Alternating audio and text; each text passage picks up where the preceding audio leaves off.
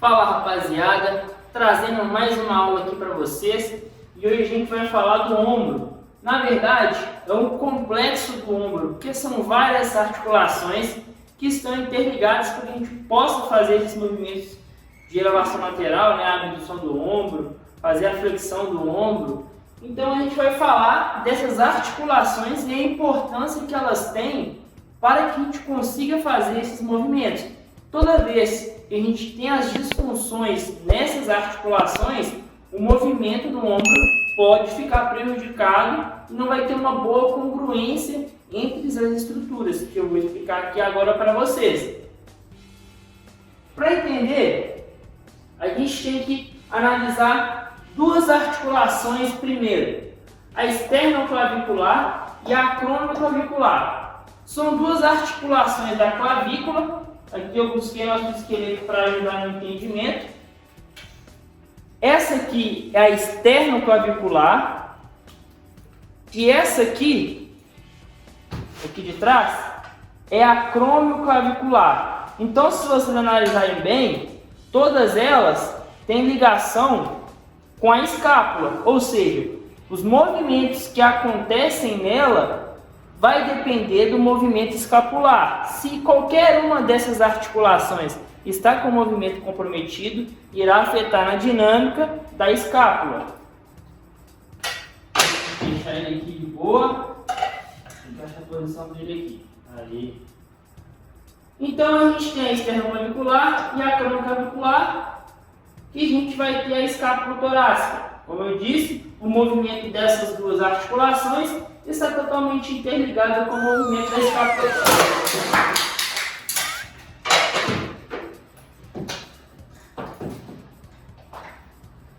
Só uma fratura aqui no crânio, mas tudo bem. Acho que dá para sobreviver. Vamos continuar. Os movimentos que a gente vai ficar atento da escápula vai ser de rotação superior e inferior, que são esses movimentos aqui que eu vou mostrar. Vou buscar a ajuda para ele está machucado, mas dá para mostrar. O movimento de rotação superior é quando a escápula ela faz esse movimento, ela desliza nas costas, e o movimento de rotação inferior é a volta da rotação superior para a posição normal. Esses dois movimentos a gente tem que ficar atento a eles, que a gente vai mencionar aqui agora.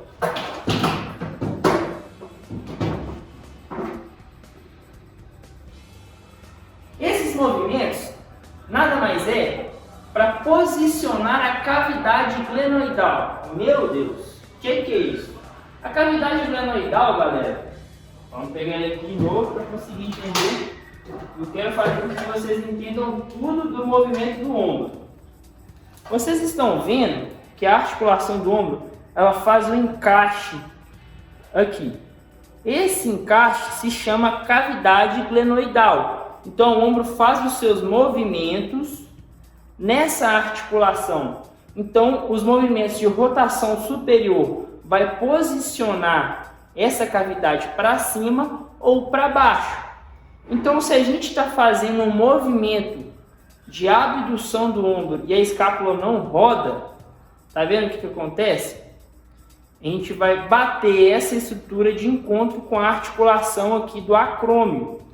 Por isso que os movimentos da escápula é importantíssimo para que não ocorra nenhum tipo de lesão, né, uma possível lesão na articulação do ombro em si, porque ela vai posicionar a cavidade glenoide para cima. Com isso, vai levar essa estrutura aqui para cima também. Então, o ombro vai conseguir fazer o movimento todo sem gerar nenhum tipo de dano.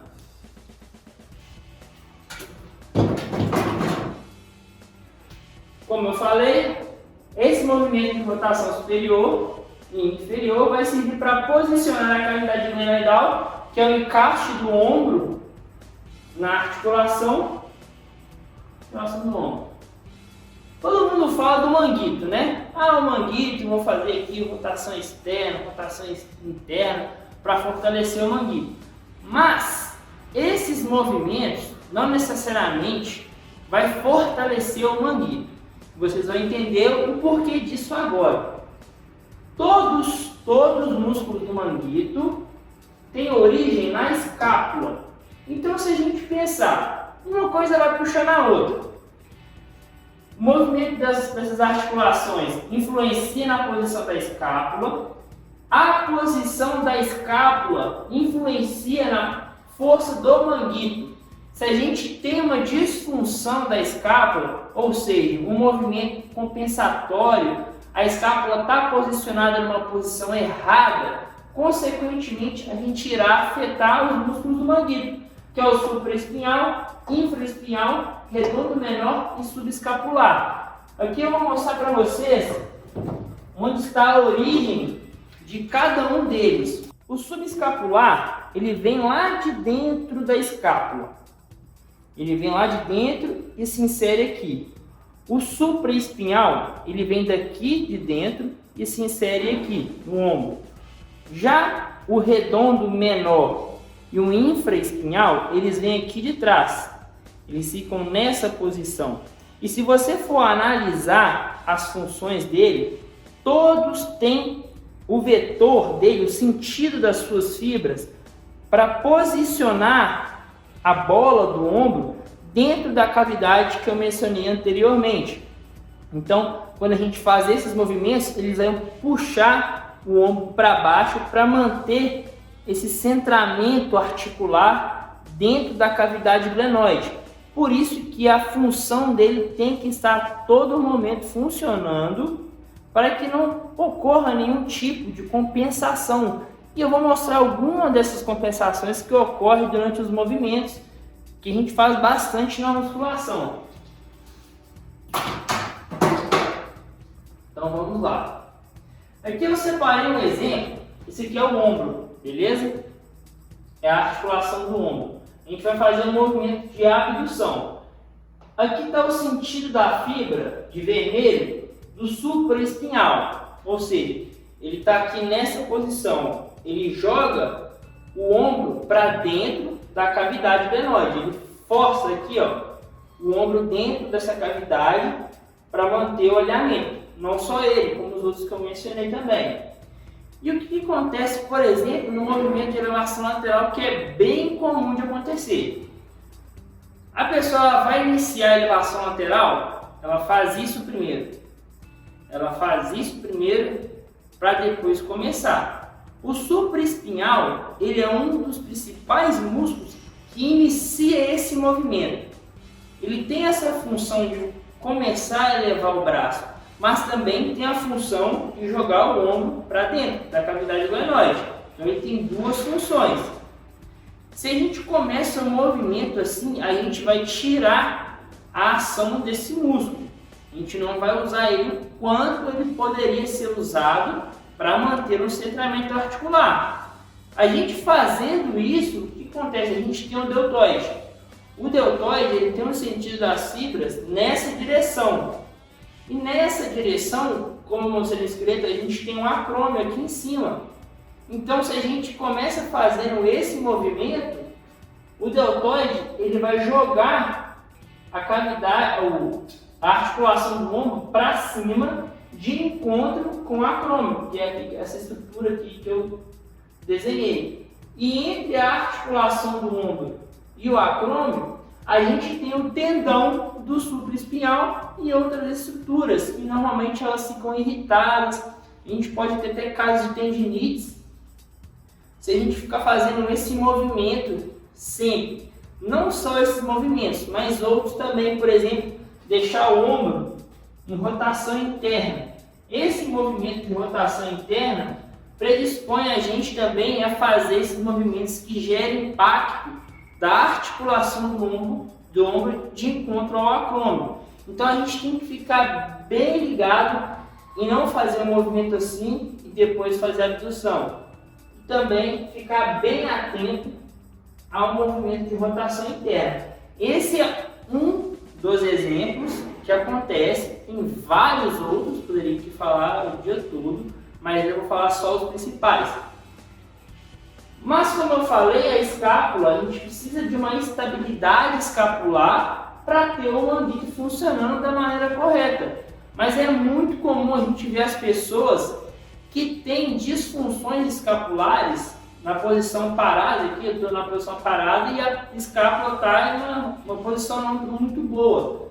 Então, consequentemente, o manguito não vai funcionar, entre aspas, como ele deveria. Por isso que é importante em todos os movimentos, lógico, principalmente de membro superior, antes de iniciar, a gente colocar a escápula numa posição ideal. Então, a gente sempre deixa ali neutro, porque a gente deixando ela neutra, a gente vai permitir que o manguito funcione da melhor maneira possível.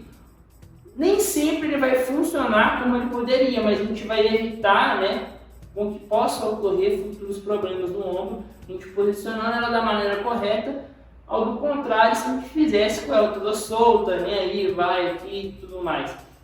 Então fique atento ao posicionamento das escápulas durante os movimentos de supino, de ombro, de costas, todos, né, na verdade, o movimento do membro superior, porque vai estar totalmente interligado com a estabilidade do seu ombro. Essa articulação é uma articulação que é muito móvel, ela faz todos os tipos de movimento. Então, quanto mais móvel as articulações, mais a chance dela ter problema futuramente, principalmente por ela depender de outras articulações também. Então, galera, a gente precisa manter a estabilidade escápulo-torácica, a articulação da escápula, porque na verdade ela não é uma articulação em si. A gente tem que manter ela, fortalecendo os músculos que se inserem nela, consequentemente, a gente vai manter uma estabilidade nela. A gente mantendo uma estabilidade nela, consequentemente, a gente vai ter uma força melhor do manguito, o manguito vai funcionar de uma maneira bem melhor. E sempre pensando nesse movimento aqui, ó, rotação superior e inferior. Uma coisa vai puxar na outra. Fortalecendo a escápula, a gente vai ter os músculos do manguito funcionando perfeitamente.